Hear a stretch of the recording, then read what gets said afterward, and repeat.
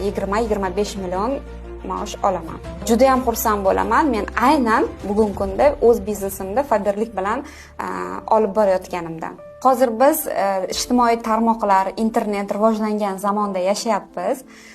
Umumiy hisobda o'sha ham uylar, ham mashinalarda bemalol bir yil ichida bitta ayol kishi uyda o'tirib 4 talab, 5 talab mashinaga ham, uyga ham mana shu fabrlik orqali erishsa bo'ladi. Asosiysi kompaniyada bizda ish staji yuradi.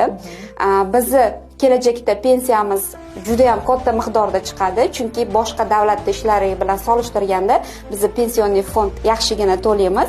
Hozirgi kunda ikkilanib turgan, bular aldoqchi yoki ishonmayman deydiganlarga mana sizlarga bitta isbot va men sizlarga har bir yillarga tavsiya qilib qolaman. Bekor uyda o'tirgandan ko'ra, serial ko'rgandan ko'ra, semichka chaqqandan ko'ra, mana shunaqa uyingizda o'tirgan holatda ham farzandlaringiz davrasida maza qilib mana shunaqa million pullarni olib daromadga chiqish imkoniyati hammada bor.